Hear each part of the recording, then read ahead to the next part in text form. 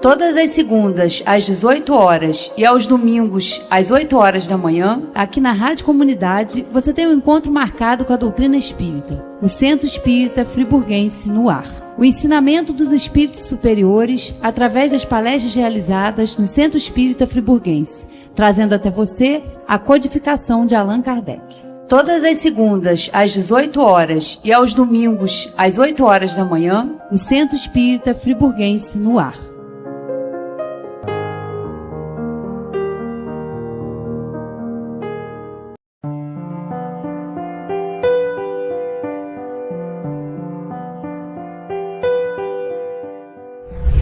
Vamos fazer a nossa prece e passarmos para a nossa irmã Sueli.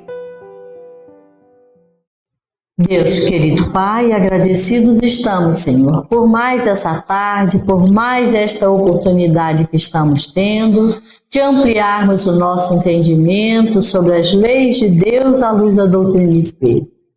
Que essa reunião transcorra em clima de muito aprendizado para todos nós. Graças a Deus. E que assim seja. E com vocês, Sueli. Uma boa tarde para todos nós. Cá estamos na questão da lei divina e natural, né? Por quê? Todas as outras, as leis morais, estão aí dentro dessa aí. E aqui, hoje, nós vamos fazer a terceira parte, né? Desse estudo que nós estamos fazendo, para depois, então, estudarmos cada uma dessas leis morais. Na semana anterior, né, não essa que passou, a outra, né, que essa que passou não estava aqui, nós finalizamos nesse slide aí, só para retomar, né, passamos já para o outro, mas só para retomar, com essa fala do Dr. Sérgio Felipe. Esse Dr. Sérgio Felipe, ele é a maior autoridade em glândula pineal do mundo.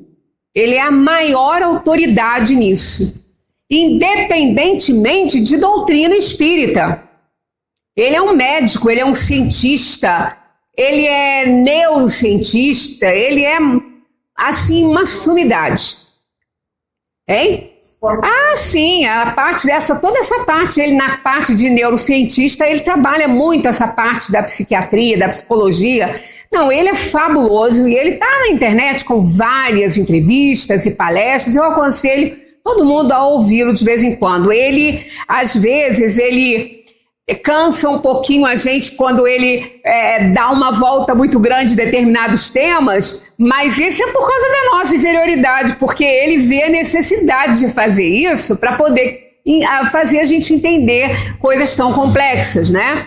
Então ele é uma pessoa maravilhosa. E numa das entrevistas e em outras palestras dele, ele sempre fala muito isso aqui, porque ele fala 21 dias depois da fertilização do óvulo, o coração se forma e com ele a consciência. E esse coração, a primeira localização dele naquele embrião, né? Naquele embrião é na parte do cérebro. Tanto que o chakra coronário é aqui, e cor vem de coração, né? Então ele é o primeiro a se formar. Ao desenvolver-se aquele corpinho ali, ele vai descendo e se colocando onde é o local dele até sempre, né? Até a desencarnação. Mas ele deixa no cérebro uma correspondência dele ali. E aqui tem essa explicação, quando ele diz aqui, ó, não tem cérebro sem circulação sanguínea, pois ela vai ativar a área cerebral que vamos usar. Logo, a vontade passa antes pelo sistema circulatório e não é sem base que o coração, do ponto de vista espiritual, é a sede da consciência. É na área pré-cordial que está a manifestação da consciência profunda, onde está a maior concentração de energia vital. E ele faz essa afirmação: não se formam o coração sem a força do espírito, porque é ali que está a consciência, né? Então, essa explicação ele continua dando na exposição que ele está fazendo, e isso é maravilhoso, que é nessa correspondência do coração que ele deixa no cérebro, né, que está se formando, porque não tem ele ainda, ele vai se formar a partir da descida do coração para o local dele, deixando ali uma correspondência naquela área que aí, nesse caso, está se formando o cérebro. Então, cada neurônio, olha, nós temos nem sei quantos milhões de neurônios, né? Cada neurônio, para ele poder ser ativado, para ele poder trabalhar, ele precisa da circulação sanguínea. E essa correspondência do coração está lá, irrigando esses neurônios e dando oportunidade a eles de manifestar o nosso pensamento. Por isso que ele diz aqui, ó, a vontade passa antes pelo sistema circulatório e não é sem base que o coração, do ponto de vista espiritual, é a sede da consciência. Então é muito interessante. Para mim isso foi uma surpresa, porque eu achava que não, né? Eu achava que o coração já se formava ali, mas não é. E nem tinha pensado nisso. Então, os nossos pensamentos, aquele pensamento que é a alma, né, que é atributo da alma, a alma que pensa, para que esse pensamento seja manifestado, para que ele possa alicerçar todas as nossas ações na Terra, né, porque a parte física, ele depende do neurônio para isso. E o neurônio precisa da circulação sanguínea para poder ativar, para poder exteriorizar, fazer esse neurônio funcionar para que se possa exteriorizar a nossa ideia, a nossa vontade, os nossos desejos, as nossas emoções. Muito, mas é muito interessante e lindo, né? Lindo também. Aí nós vamos para 631 de O Livro dos Espíritos, que fala, pergunta, né? Kardec pergunta: o homem tem meios para distinguir por si mesmo, por si mesmo. A gente vai prestando atenção nas palavras, né? O bem e o mal. Porque é muito comum, às vezes, a pessoa fazer alguma coisa e achar que aquilo ali é um bem. E, no entanto, pela ética divina e não a nossa, porque quando a gente fala assim, fulano não tem ética, tem. Todos nós temos. Por quê? Porque ética é um conjunto de valores que nós estabelecemos para atuar na sociedade, para nos relacionarmos com os outros. E se somos nós que fazemos, se somos nós que determinamos esse conjunto de valores que se torna a nossa ética, ela não é divina. Ela é escolhida por nós, na altura do progresso que nós já realizamos. Por isso que todas as pessoas têm ética, mas a sua ética, e não a ética divina. Que a ética divina, ela está dentro da aplicação das leis morais no seu mais puro entendimento. Então, essa é a ética de Deus, é a ética divina. Não é essa que a gente toma. Então, todo mundo tem ética. Agora, a nossa ética, aquela que nós estabelecemos para nós e que nós achamos certa, ela pode ser totalmente imoral para outra pessoa. Porque a outra pessoa estabelece também o seu conjunto de valores por ela mesma. Então, aí que a gente encontra a diversidade de atitudes morais ou imorais, mas sempre éticas de acordo com cada um. Mas nem sempre a nossa ética está de acordo com a ética divina, com a moralidade. Porque ética muda, moralidade não. A ética está de acordo com o tempo, com o nível evolutivo da pessoa, com a cultura. Em outras culturas, é ético coisas que aqui nós não achamos ser. Mas moralidade, ainda que em culturas diferentes, tendo hábitos que nós não temos, a moralidade pode estar ali, naquele ponto cultural diferente do nosso, mas não quer dizer que seja imoral. Então, a moralidade depende da conduta da pessoa, da conduta, e não daqueles valorezinhos que ela estabelece. Claro que quando ela estabelece esses valores, ela procura tecer a sua atitude no mundo através deles. Mas nem sempre isso acontece. Por quê? Nem sempre o nosso pensamento, ou melhor, vou inverter, nem sempre as nossas atitudes estão de acordo com o nosso pensamento. A gente pensa uma coisa e faz outra completamente diferente. Porque a nossa atitude, ela está de acordo com aquela ética que a gente estabelece pra gente, e ela pode estar longe da moralidade. E a gente até conhecer isso, por isso que Kardec perguntou, o homem tem meios de distinguir por si mesmo o bem e do mal? Quer dizer, o que é moral e o que é imoral? Nem estou tratando aqui da ética, mas sim da moralidade. E olha o que eles respondem, tá aqui, ó. Sim, quando ele crê em Deus, porque se ele não tiver a sua atenção, o seu sentimento voltado para um Criador, para uma divindade que criou esse universo, então morre aí o papo.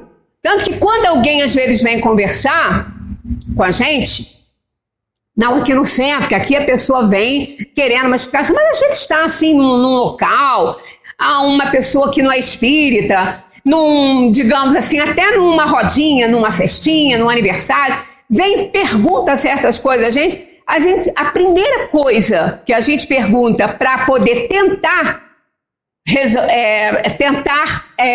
responder aquilo que não vai ser fácil, que a gente não consegue falar em 10, 15 minutos algo que a gente levou 10, 15 anos para aprender e para compreender, mas é para tentar alguma coisa, para começar o papo, a gente pergunta, fulano, você é deísta?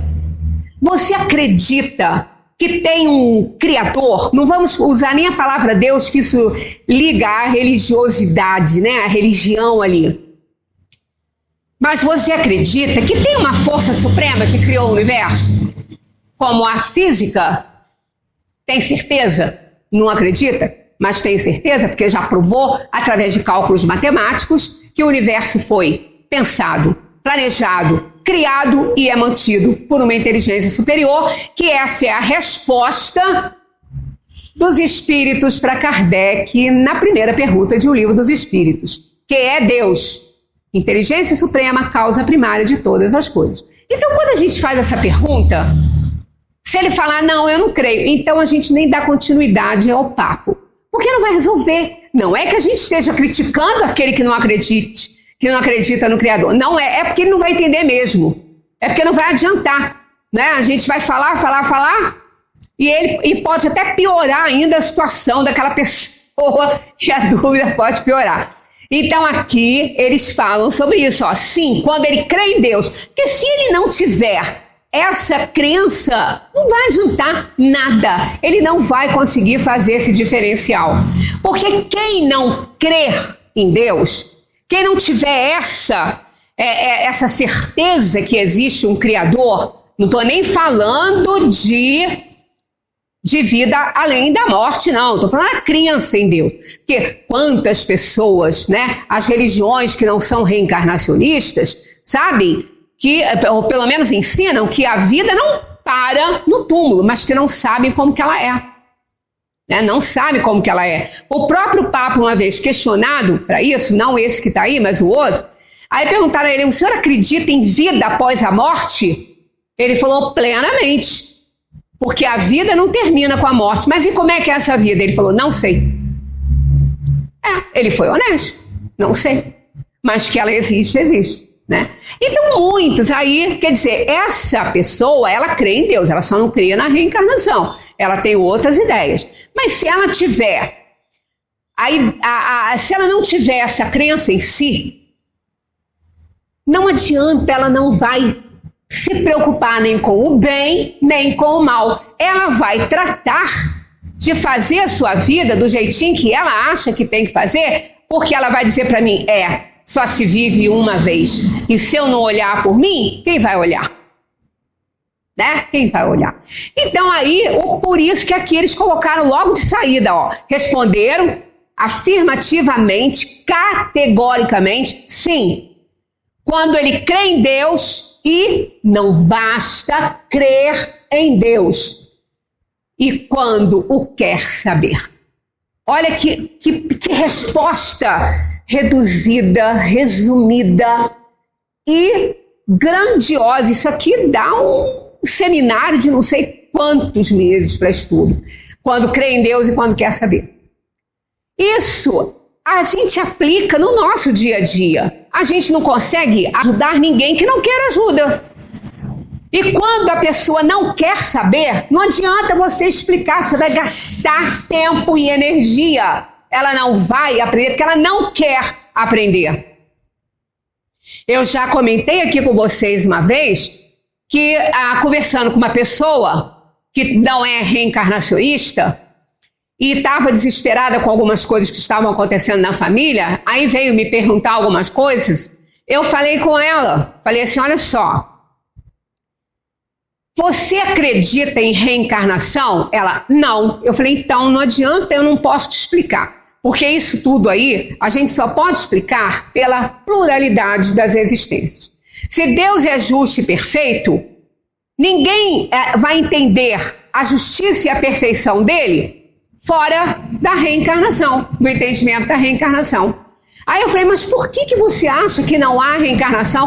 Ela falou assim: olha, eu não sei se há ou se não há, mas eu não quero saber. Porque se eu souber, eu vou ter que jogar por terra uma crença de muitas décadas, um conhecimento de muito tempo. Então, quer dizer, aí as pessoas preferem não querer saber para não ter que entrar em conflito com o que ela já sabe, ou até, ainda pior, assumir responsabilidades que ela não quer. Então, aí a gente não tem jeito, não tem jeito. Por mais problemática que seja a situação, para a gente ajudar, ela tem que compreender que a vida não termina no túmulo, que continua. Então, eu já até falei para vocês, há duas notícias excelentes dentro da doutrina. Uma maravilhosa, maior do que essa não tem, a melhor de todas. Nós não vamos morrer, porque somos imortais e a vida continua. E qual é a outra, que é talvez a pior de todas?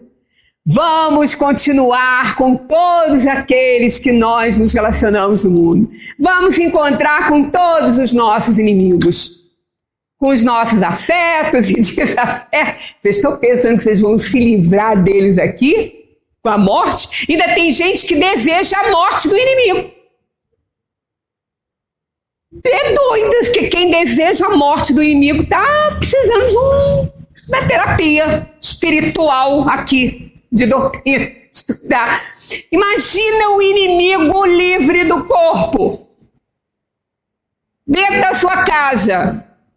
Mas eu não estou falando dentro da sua casa física, eu estou falando dentro da sua casa mental. que maravilha, né? Aquele inimigo aqui, ó, e juntando todos aqueles outros espíritos que comungam com a mesma ideia.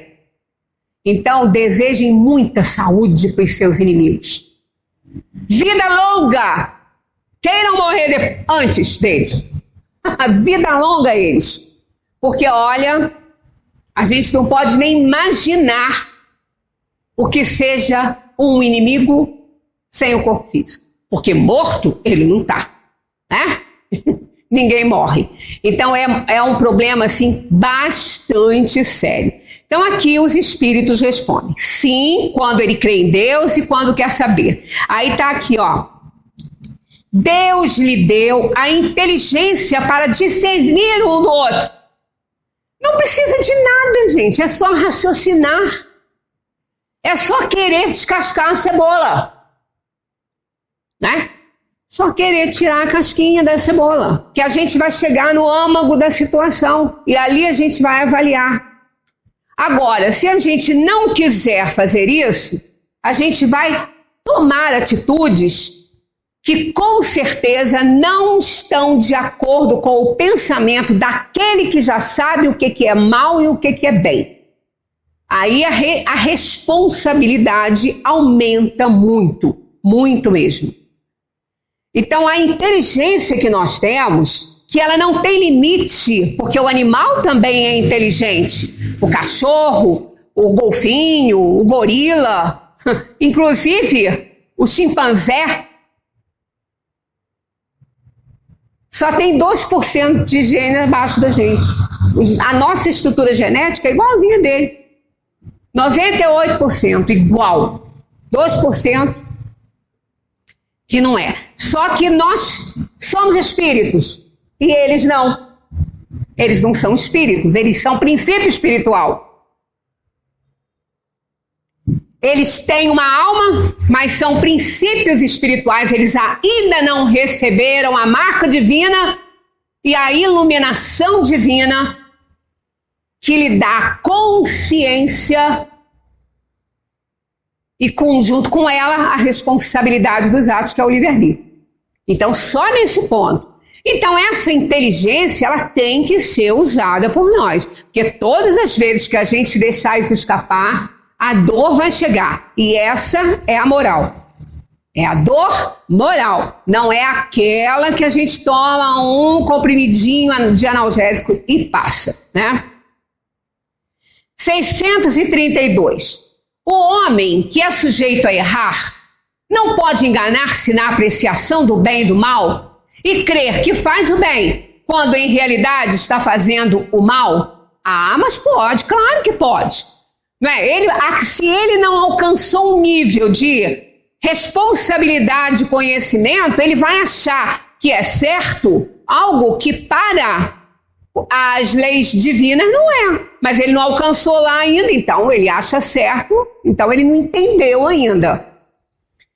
Aí Jesus traz a receita do bolo, para não solar, certinho, medidinha, para não solar aquele bolo bonito que a gente quer fazer, que quando a gente tira do forno ele vai lá no fundo da forma. Pois é, aqui ó, Jesus vos disse: vede o que quereríeis que vos fizessem ou não.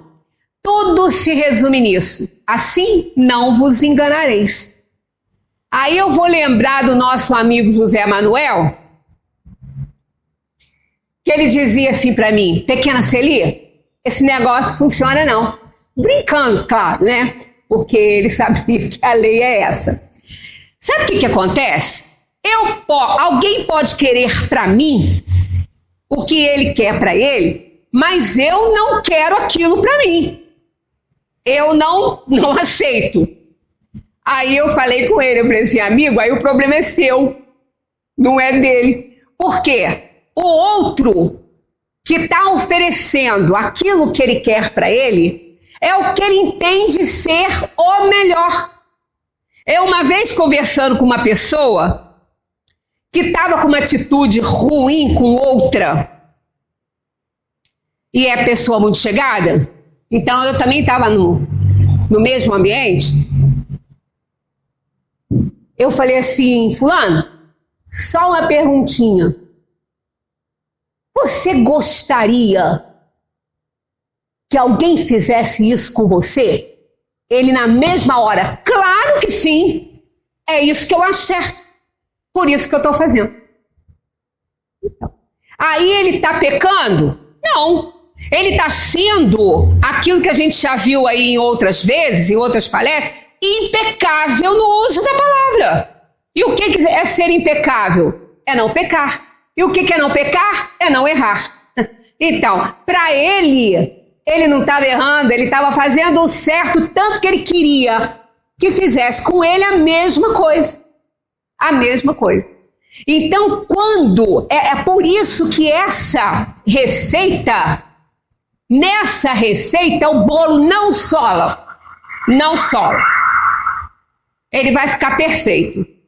Porque aquela pessoa que ainda não alcançou um nível de conhecimento para se elevar, para elevar os seus instintos à altura de um progresso melhor, ela está oferecendo o que ela tem para oferecer. Ah, mas tem um problema aí que a gente tem que levar em consideração. Por que é que ela ainda não se elevou? Se foi porque ela não quis, se foi porque não se interessou, ou porque não queria assumir responsabilidades, aí o caldo engrossa para ela. Aí vai ser complicado. Porque aí ela vai assumir responsabilidades pelo que ela está fazendo com o outro, porque ela não aprendeu, porque ela não quis. Então é aquela coisa, não adianta, porque às vezes as pessoas falam assim, se correr o bicho pega, se ficar o bicho... É verdade, é isso aí mesmo. Se eu não souber que está errado, eu não vou responder por isso. Depende de por que você não sabe que está errado. Porque se você não souber, porque você não quis saber, aí a história é outra. Mas se você não teve a chance, se você ainda está com a sua inteligência muito ainda, né, na inferioridade da alma, aí é outra história. É parecido aí com o óbolo da viúva. Daquela história do óbolo da viúva. Ela deu tudo que ela tinha. Ela só tinha uma moeda, ela deu aquela. E quem deu um saco de moedas, botou lá, o prato não saiu nem do lugar. E quando ela botou a dela, ele foi lá embaixo. Ela teve um peso muito maior, porque aquilo era tudo que ela tinha. Então, quando nós oferecemos ao nosso próximo tudo que a gente tem, embora aquilo que ele esteja nos fazendo, que nós estejamos fazendo a ele, não seja do agrado dele, do gosto dele, essa pessoa, se ela não teve chance de aprender, ela não vai responder por nada. Ela não vai responder nem pelos danos que ela está causando, porque ela não sabe que ela está causando esse dano.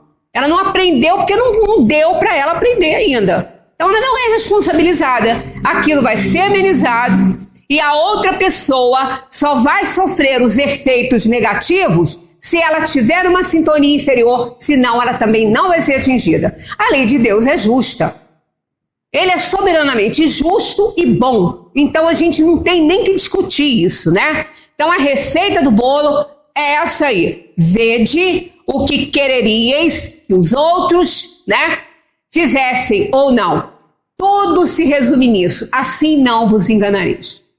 Então cada um é a medida do próximo. Nós somos a medida do próximo. E aí a coisa anda com menos problemas para nós, né?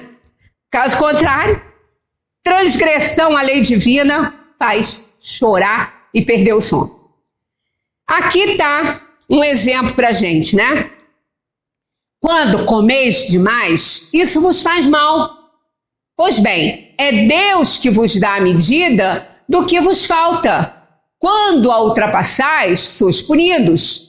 O mesmo se dá com tudo o mais. Olha, se você tem um problema, aí o médico fala, fulano, ó, você não precisa ficar sem esse alimento. Você só tem que maneirar, você só tem que diminuir. Coma pouquinho, não precisa exagerar. Porque se exagerar, você vai passar mal. É igual muitas vezes aquela pessoa que tem uma tendência a ser diabética, né? Tem o termo pré-diabetes, que eu nem sei se ele se aplica bem, mas ele é usado aí na medicina, né? Então, pelo exame de hemoglobina glicada dele, o médico vai falar assim: fulano, olha só, maneira no doce, você pode ficar diabético. Não precisa deixar de comer, mas maneira no doce, come só um pouquinho, porque você está no limite para ser considerado diabético. Se ele se mantiver naquele limite, não tem problema nenhum. Ele vai a uma festinha, pode comer um pedacinho do bolo ou qualquer outro docinho que ele quiser, um pouquinho ele não vai fazer mal. Agora, aí essa medida, ela é oferecida pelo médico, mas quem tem que executar é a própria pessoa. O médico não vai para lá, fulano, né?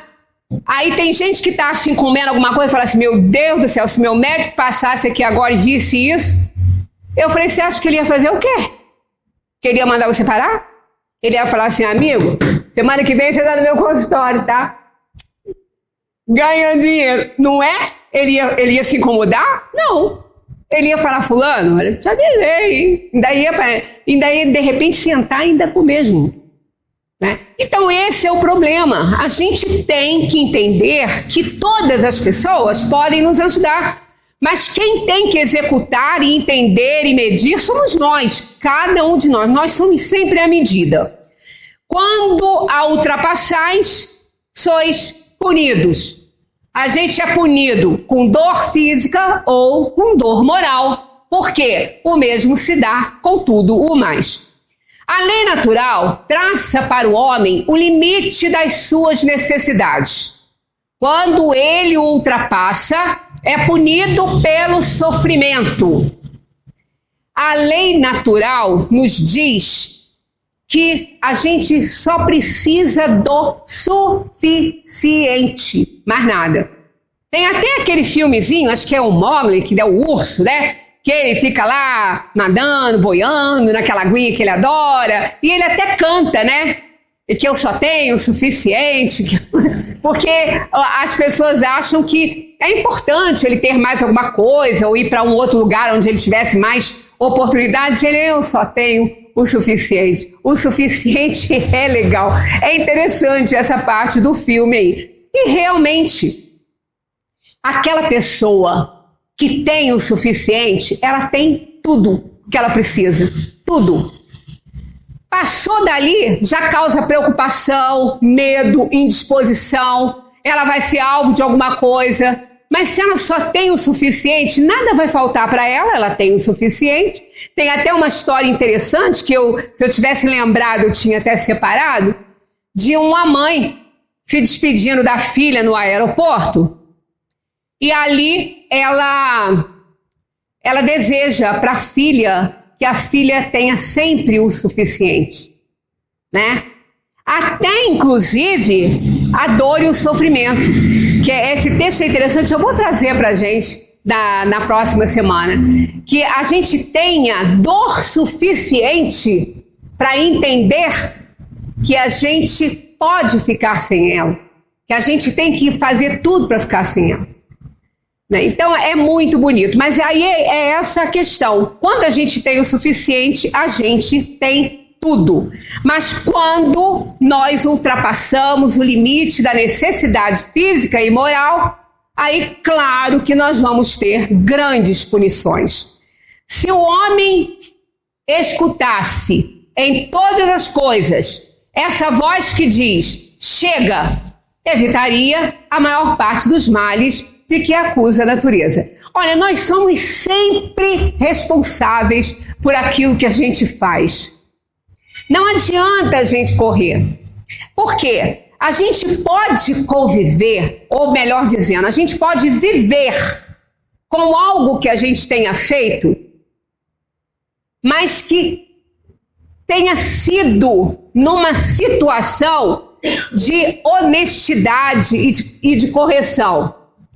Ainda que essa atitude não tenha sido boa, se você está assumindo isso, você pode viver com isso e resolver algumas coisas. Agora, se você for desonesto, mentiroso, negar as coisas para se dar bem, aí você vai ter dificuldade de viver com isso, porque também isso terá consequências. Aí na sua cabeça vai estar lá martelando que você não foi honesto nem verdadeiro. E isso vai piorar a sua dor moral. Ela já existe, ela vai só ser intensificada. Então a gente tem que ter bastante cuidado e todos nós passamos por isso. Ninguém está isento disso não, tá? Não tem vacina para isso. Até a vacina não imuniza totalmente, né? Então vamos lá. Reivindica-se justiça. É tudo que a gente ouve, né? Que mais a gente ouve quando acontece qualquer coisa. Eu quero justiça, eu quero justiça. Ah, tá bom, amigo. Você quer justiça, né? Quando no Salmo 23, a gente diz: o Senhor é o meu pastor, não há de me faltar.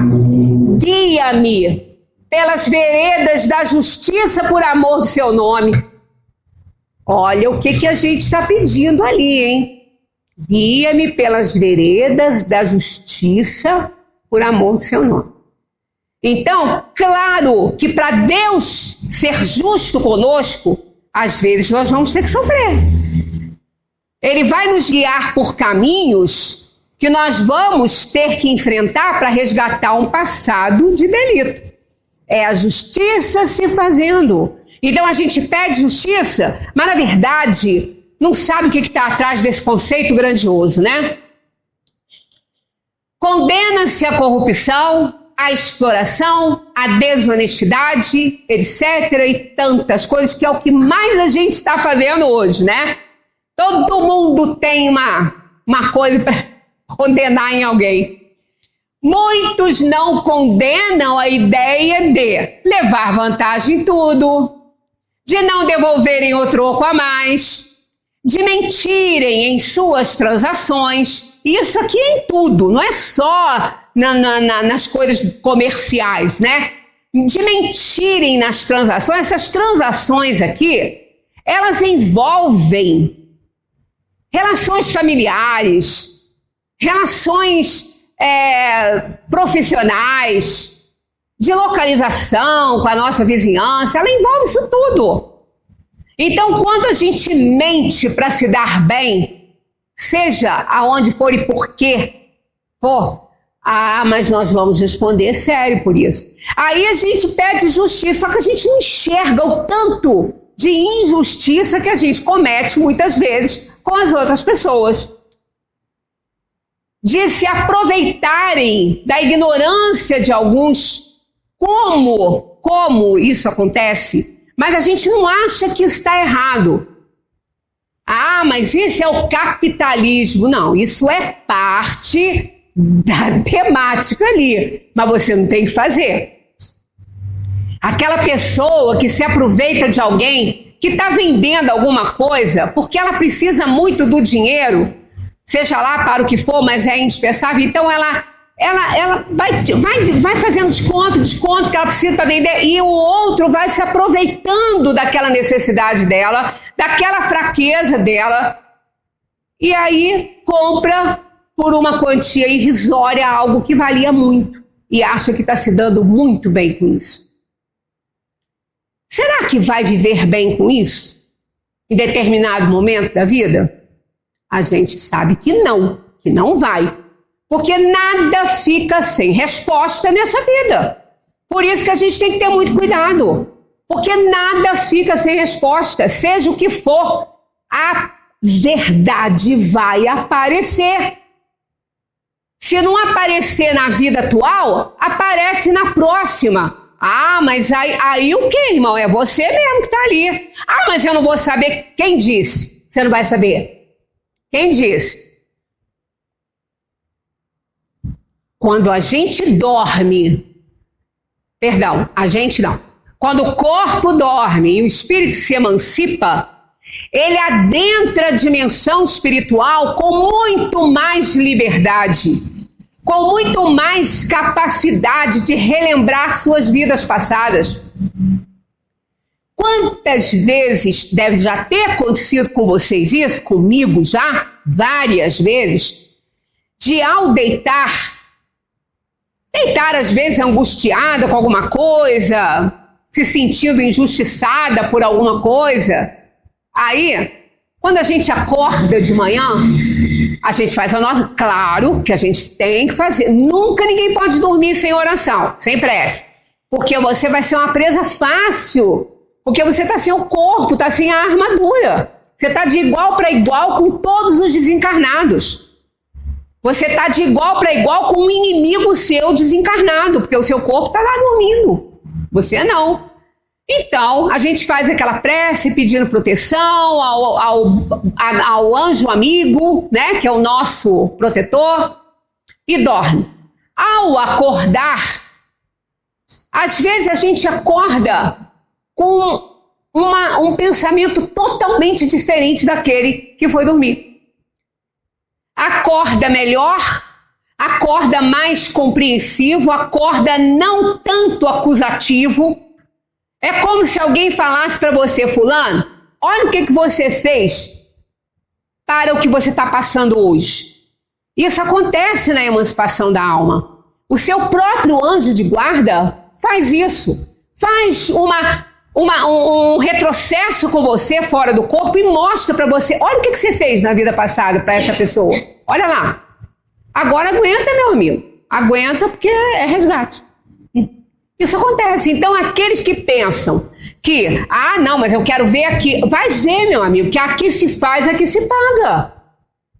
Nós aprendemos na dimensão espiritual, no período da erraticidade, mas temos que colocar em prática nos mundos. Nas encarnações, esse é o objetivo das encarnações. Aprimoramento espiritual, evolução, aperfeiçoamento. É para isso. Então a gente sabe que se a gente não paga nessa, na outra a gente vai ter que pegar essa fatura de novo. Ela está arquivada, mas ela não está rasgada. Ela está ainda muito viva ali para a gente pagar. Tem outros, e isso aqui é constante, né? De usarem de sua influência, não obstante o prejuízo de alguém. Olha, gente, poder e dinheiro é muito perigoso ter. Tem que ter muita compreensão, tem que ter muita evolução para você ter poder e dinheiro. Porque se você tem poder e dinheiro e não tem evolução espiritual, você vai fazer um estrago na sua vida. Um estrago. Porque você acha que você pode tudo. Você acha que pode tudo, que você controla tudo. E aí você prejudica as pessoas. Você danifica relações. Você estraga relações familiares. Porque você tem poder e você o exerce. E aí quem pode, né? Não pode. Mas a gente sabe que nada fica sem resposta nessa vida. E tudo vem à tona porque a verdade sempre aparece. Tudo isso é transgressão da lei. E quem transgride faz com conhecimento de causa. Porque quando é a vítima, reclama. Aí que entra o problema. Quando a gente transgride a lei, a gente o faz com conhecimento de causa. Sabe por que nosso nível evolutivo nos declara isso? Nós estamos num nível de evolução aqui na Terra que já nos dá a capacidade de saber que está errando. Mas continua porque convém. Porque embora a gente saiba que a vida continua, não estou falando de gente que não acredita em Deus, não. De todos os religiosos, incluindo aqui nós que não somos religiosos, mas nós estudamos uma doutrina que através da experimentação científica nos levou a raciocínios filosóficos que nos levam a entender as consequências morais daquilo ali. Então, isso aí, em todos os meios, a gente vê isso acontecer, vê essa transgressão acontecer. Mas a gente acha que a gente é sempre vítima. A gente nunca acha que nós somos os algozes, nunca. Então aquele que erra, ele faz com conhecimento de causa, porque se ele for a vítima, ele vai gritar. Ele vai fazer escândalo, ele vai fazer um drama enorme. Agora, quando é o outro, então ele sabe que está errado. Tanto que quando ele perde, ele reclama, né? Quando os homens são puros, as leis são desnecessárias. Quando são corruptos, as leis são inúteis. Olha só. Quando a gente às vezes vai num banheiro público e tem lá um papelzinho na parede que eles mandam imprimir e até às vezes fazem bonitinho, numa plaquinha assim, que não vai ser destruída, senão alguém vai tirar e vai rasgar ainda por cima. Que tem isso, que eu já vi a metade rasgada assim. Por favor, não jogue papel dentro do vaso sanitário e nem qualquer outra coisa. Não urine na tampa do sanitário. Dê descargas e baixe a tampa. Quando eu entro num banheiro que eu leio isso, ou algo parecido assim, eu falo, gente, que vergonha! Que vergonha alguém ter que ser orientado a não fazer aquilo ali. Aí, a gente pensa, quem precisa daquilo ali, vai ignorar aquilo ali. E vai fazer xixi no chão, vai jogar papel sujo no chão. Quem precisa daquela orientação, não vai nem se importar com ela ali. Pode ter a lei que for, que ele não quer nem saber. Quem não precisa é que lê. Quem não precisa é que chega no banheiro, lê e acha graça de ter que ter isso ali. Né? Isso é um exemplo bobo, chulo.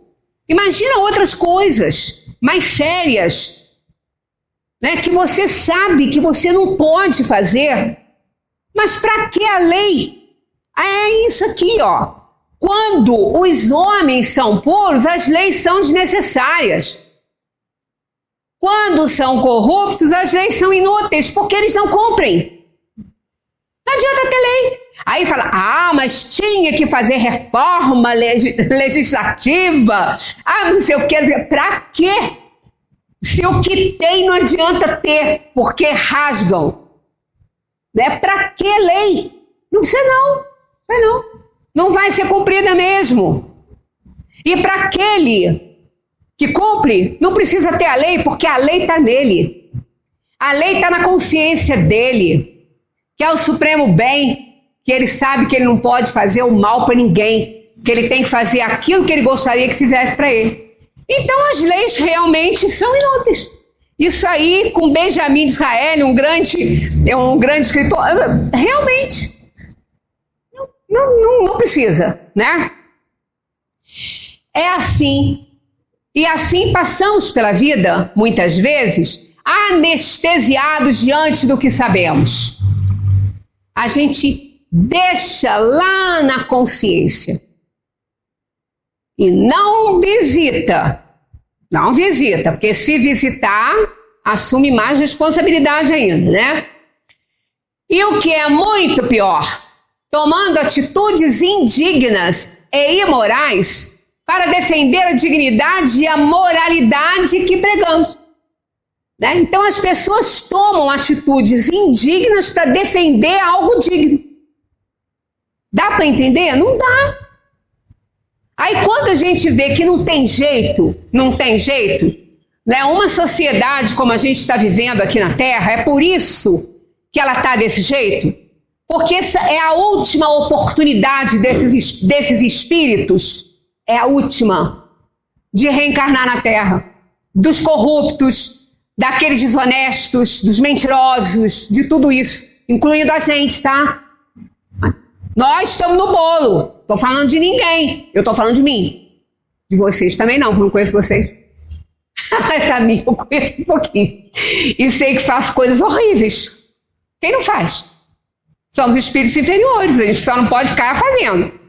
Porque a gente aprende por tentativa e erro, né? Então isso aí, a Terra está do jeito que está por causa disso. Agora, tem jeito? Não. Não adianta ensinar A e B para quem não quer aprender a ler. Aí tem que morrer. O corpo tem que desencarnar para poder ter contato com as vidas passadas, fazer planos e reencarnar para dar seguimento à sua busca pela evolução maior, né? Por isso que quando a gente fala assim, fulano tinha que morrer para parar de fazer tanta besteira, para parar de acumular tanto erro, porque quanto mais erro, mais acumula, né? Claro. Quem não viu esse filme, eu aconselho que vejam. É muito legal, mas acho que todo mundo já viu, porque ele é antigo, a beça. E tem até uma polêmica, ele é cego ou ele não é? Nunca ninguém respondeu isso, que esse filme deixou isso no ar. Se ele era deficiente visual ou não. Tá? O livro, a gente fala Eli, mas aí eles falam o livro de Eli. Mas a gente está lendo Eli, nós somos brasileiros, então vamos ler Eli. Então, qual é a história de Eli? Eli tinha a tarefa de levar o exemplar do livro sagrado para um local específico, onde a Terra começaria sua civilização após uma guerra que quase terminou com ela. Era o único exemplar que sobrou. Todos os outros foram queimados. Ele o protegia como se fora a sua própria vida. Já havia 30 anos que ele caminhava, tendo que se separar dele para salvar a vida de sua amiga. Foi questionado por ela, que lhe disse que nunca imaginaria que se separasse dele. Ele guardava aquele livro, que era o único exemplar. E ele estava muito distante do local onde havia uma biblioteca que não tinha sido destruída, na América do Norte, para variar, né? Então, ele não tinha como se transportar, era tudo destruído. Mares, então ele estava 30 anos caminhando para chegar lá. E aí ele conhece numa estalagem uma moça que é filha da mulher do dono da estalagem ali, e ela querendo se livrar do jugo daquele padrasto, daquele horror que ela estava vivendo ali, ela vai atrás dele, ele não quer, mas ela acaba indo e ele aceita. Então, como eles sabiam que ele estava com o livro, aí eles foram, eu tô dando spoiler porque realmente não conseguiria falar se não desse, né? Então ela para salvar a vida dela, ele se desfaz, ele entrega o livro, que tanto ele protegeu por 30 anos. Aí ela faz essa pergunta, né? Para ele, que nunca esperava que ele fosse se desfazer do livro. Aí ele responde assim para ela: fiz o que tinha que fazer. Os 30 anos que ficou comigo e eu lendo todos os dias, preocupei-me tanto em mantê-lo seguro que me esqueci de viver o que aprendi com ele. Faça pelos outros mais do que faz por si mesmo. Eu não preciso mais dele. Era a Bíblia que ele estava levando, transportando. Então, ele lia todos os dias. Ele esqueceu que ela estava nele. Como a gente esquece que o reino de Deus está dentro de nós? O tempo todo a gente esquece. Por isso que o Tatu falou para Deus que ele deveria colocar o tesouro mais poderoso, que era a consciência, dentro de cada um, porque ali era o último lugar que a gente ia procurar. Então, da mesma maneira que ele não entendeu que aquele livro já estava nele, a gente também não entende que o reino de Deus está dentro de nós. E que a gente não precisa nem de uma letra para isso, né? A palavra escrita se perde no tempo e na interpretação das pessoas que o fazem de acordo com o seu ponto de vista e suas conveniências. A palavra escrita é isso, gente. A Bíblia foi escrita mais de 40 anos depois da crucificação do Cristo, pelas anotações principalmente de Levi, que era Mateus, principalmente.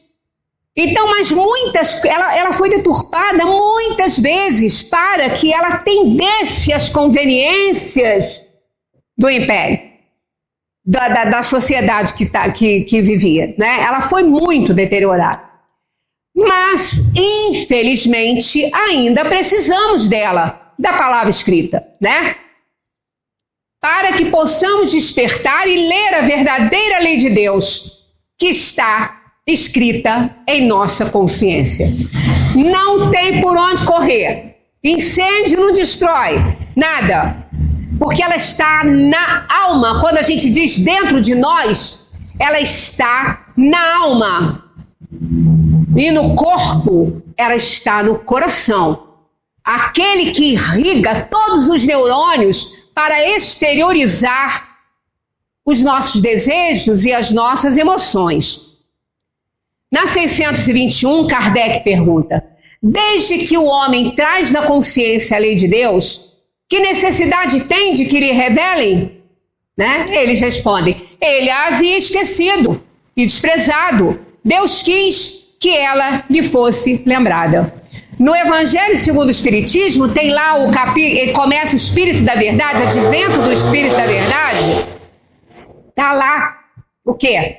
Uma mensagem de Jesus assinada ao Espírito da Verdade. Venho como outrora aos filhos desgarrados de Israel. Quem são os filhos desgarrados de Israel? Somos nós.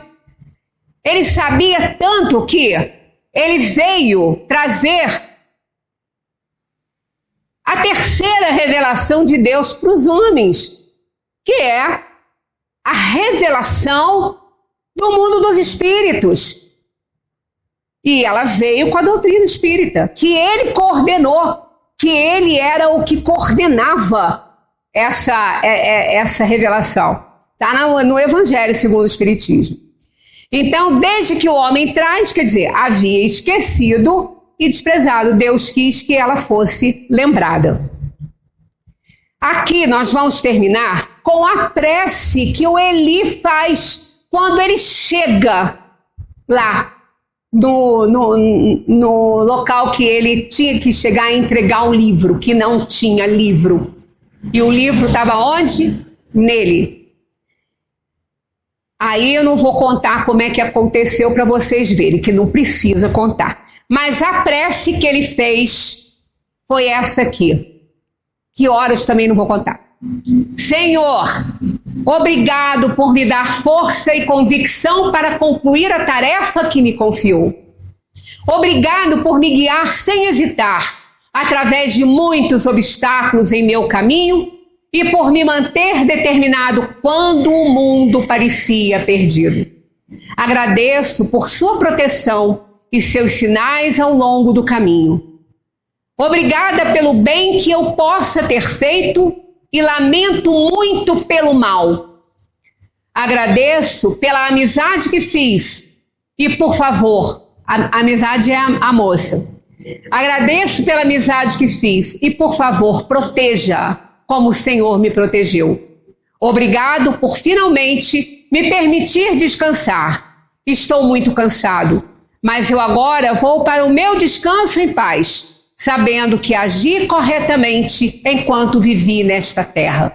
Combati o bom combate, terminei a corrida e mantive a fé. É a prece que ele faz, que é lindíssima.